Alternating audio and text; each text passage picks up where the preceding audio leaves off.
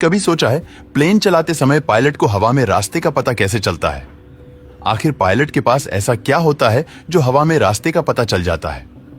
आपको यह जानकर हैरानी होगी कि हर दिन के करीब 1 लाख और साल भर में 35 करोड़ कमर्शियल जहाज उड़ान भरते हैं और रोजाना हेलीकॉप्टर्स और फाइटर जेट्स भी आसमान की सैर करने निकलते हैं। इसलिए कहा जाता है कि किसी भी देश की हवाई सीमा में ट्रेन और सड़क परिवहन से भी ज्यादा ट्रैफिक हवा में होती है और इस ट्रैफिक को मैनेज करने के लिए बारीकी से ध्यान रखना पड़ता है, क्योंकि एक छोटी सी भूल एक बड़ी दुर्घटना को अंजाम दे सकती है। और आज के इस वीडियो में हम जानेंगे किस तरह एयर ट्रैफिक को मैनेज किया जाता है। इतनी ऊंचाई पर भी पायलट अपनी फ्लाइट का रास्ता कैसे ढूंढते हैं? रात के समय में नेविगेशन करना कितना मुश्किल होता है? बादलों के ऊपर उड़ने वाले यह जहाज अपना रास्ता कैसे ढूंढते हैं? और कैसे पायलट को पता चलता है कि मैं जहाज को सही रास्ते पर ले जा रहा हूं?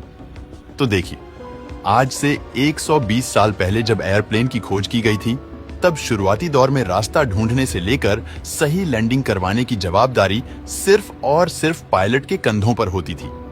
उन्हें ही सामने से आने वाले जहाज को देखना पड़ता था, अंदाजा लगाकर अपना रास्ता चुनना पड़ता था और सही समय पर अल्टीट्यूड कम करके लैंडिंग करनी होती थी, जिसके लिए पायलट पहाड़, जमीन, मकान या रेलवे लाइन का सहारा लेते थे। जैसे कि अगर कोई बहुत ही बड़ा पहाड़ है तो उस पहाड़ को एक मार्किंग के तरीके से इस्तेमाल किया जाता था और उसे देखकर पायलट डिसाइड करते थे कि हमें बिल्कुल सीधे जाना है या फिर कितने डिग्री पर मोड़ लेना है। लेकिन इस तरीके को अपनाने से कई मुश्किलें आती थी, जैसे कि प्लेन को लंबा रास्ता चुनना पड़ता था और अगर प्लेन अपना रास्ता भटक जाए तो उसे फिर एक चक्कर लगाकर एयरपोर्ट के पास आना पड़ता था, जिससे ईंधन भी काफी ज्यादा जलता था और हमेशा हादसा होने का खतरा बना रहता था। इसलिए अमेरिका ने प्लेन्स को रास्ता दिखाने का एक दूसरा तरीका ढूंढा।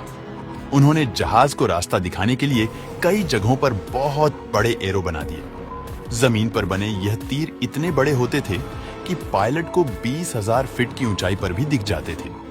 लेकिन यहाँ भी एक समस्या थी कि एरो रात के समय नहीं दिखते थे, इसलिए वैज्ञानिक ने इनके चारों तरफ बड़ी बड़ी लाइट्स लगा दी। लेकिन बादलों के ऊपर उड़ रहे प्लेन के पायलट्स के लिए जमीन पर बने तीर को देखना मुमकिन नहीं था।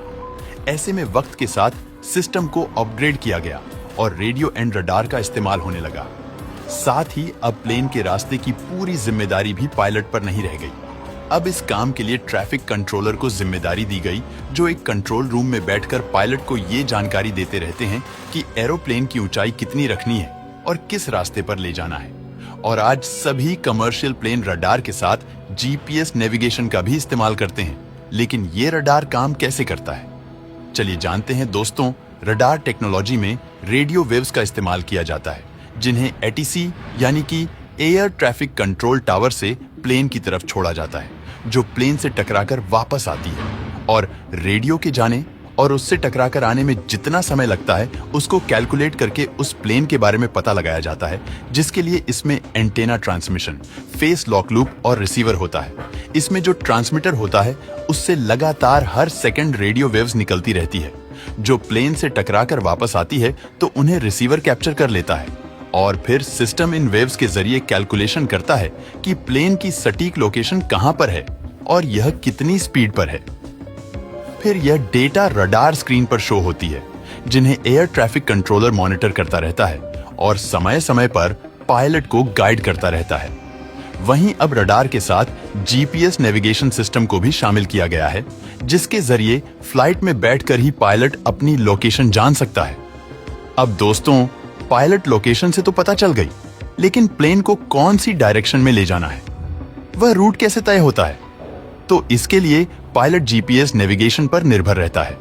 इसमें हर फ्लाइट के लिए पहले ही रोड बनाकर रखा जाता है, जो मोस्टली लैंडमार्क पर डिपेंड करता है, यानी कि जमीन किस प्रकार की है और वहां पर क्या बड़े बड़े पहाड़ है या नहीं, और वहां का मौसम कैसा रहेगा। जैसे दुनिया भर में कई ऐसे इलाके हैं जहां मौसम हमेशा खराब रहता है, वहां से फ्लाइट ले जाना अलाउड नहीं है, जिसे नो फ्लाइट जोन में रखा जाता है, ताकि उनकी सुरक्षा में कोई खतरा ना आए। इस तरह प्रतिबंधित क्षेत्रों को छोड़कर आसमान में जो इलाका बचता है वहीं से फ्लाइट रूट बनाया जाता है और एक रूट कई फ्लाइट्स द्वारा इस्तेमाल किया जाता है। इसीलिए हर फ्लाइट्स को एक टाइम जोन भी दिया जाता है। आपको यह जानकारी अच्छी लगी हो तो वीडियो को लाइक और शेयर करें।